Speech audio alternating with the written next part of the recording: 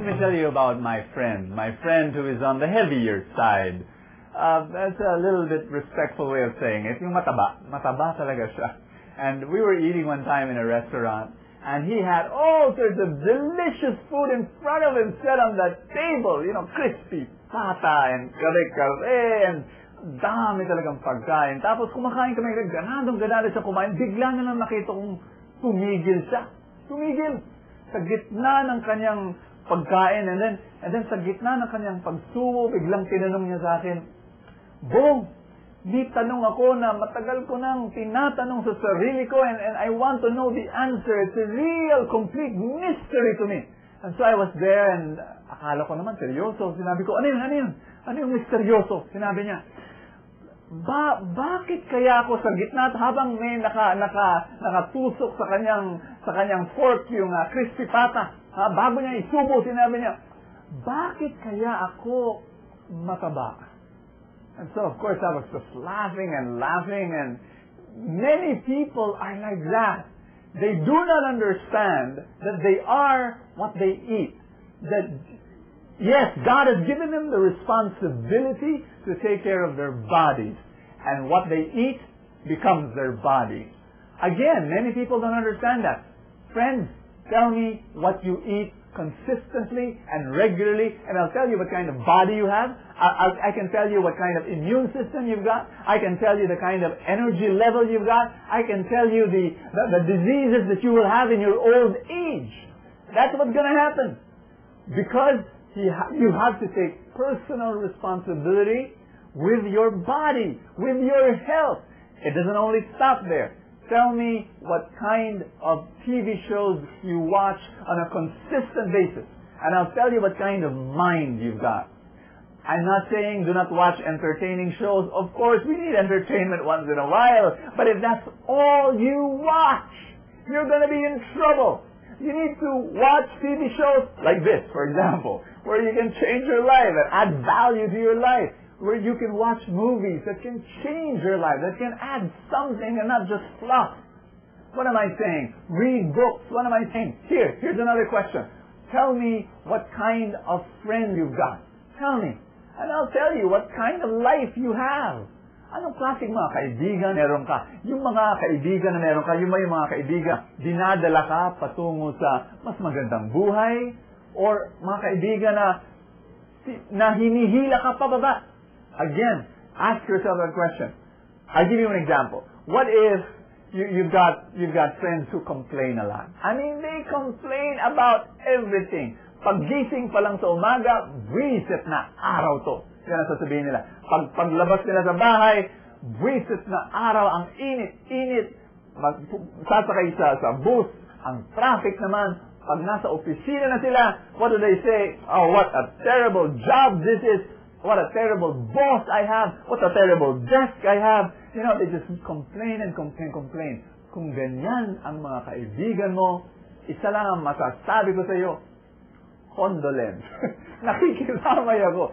Because if that's the friend that you have that you stick around with for a long, long time, hey, I warn you, you're going to get contaminated by that kind of spirit.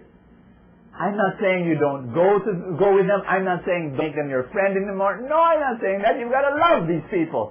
But maybe you can decrease the time that you spend with a grumbling, complaining person. And maybe you can spend more time with people who are grateful, who wake up in the morning and say, what a beautiful day, and how many blessings will come to my day. There will be a lot of blessings. They open themselves to blessing. That's the kind of people you want to be with. Friends, what you take in consistently defines you, defines your life.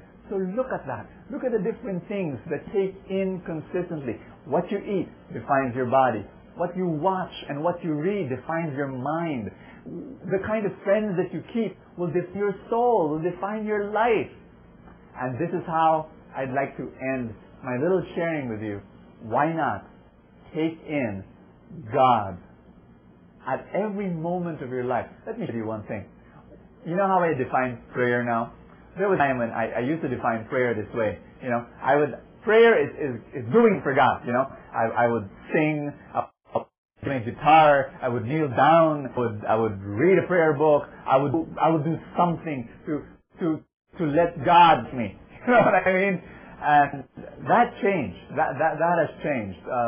Recently, I've slowly just, when I wake up in the morning, I just know that God is there. I just know He gives Himself to me, and so I just feel I don't have to do anything. Now, I'm not saying all the things I did before were bad. No, I do them sometimes.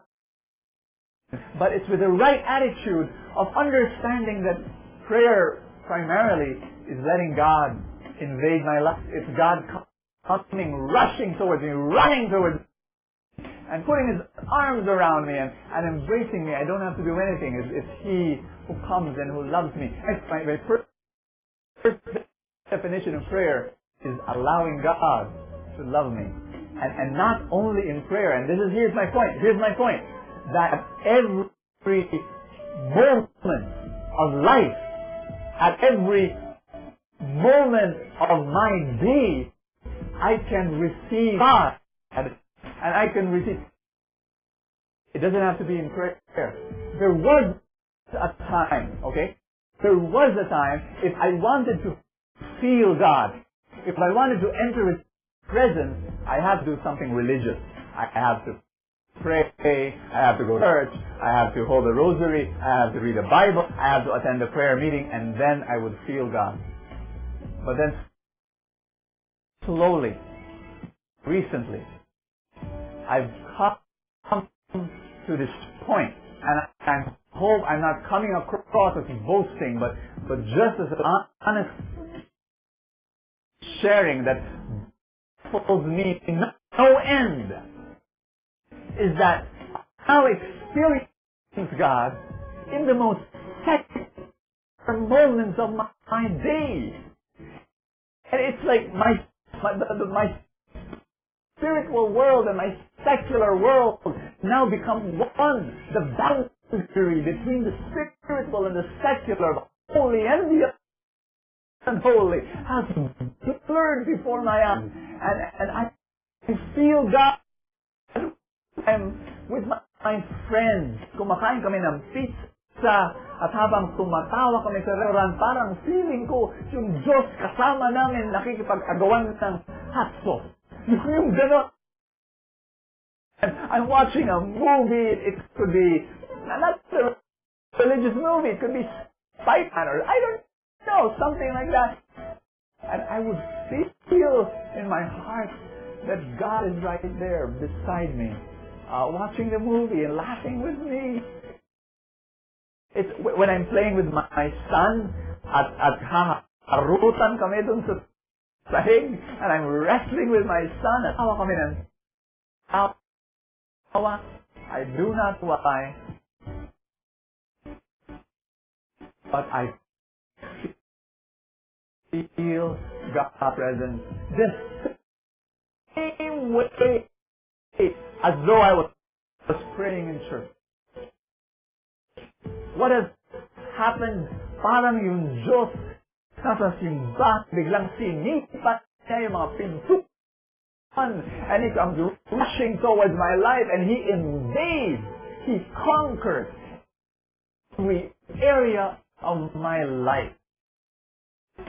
This is what has happened. I in God at every moment of my life. What has happened? It has filled my life. And this is my invitation to you.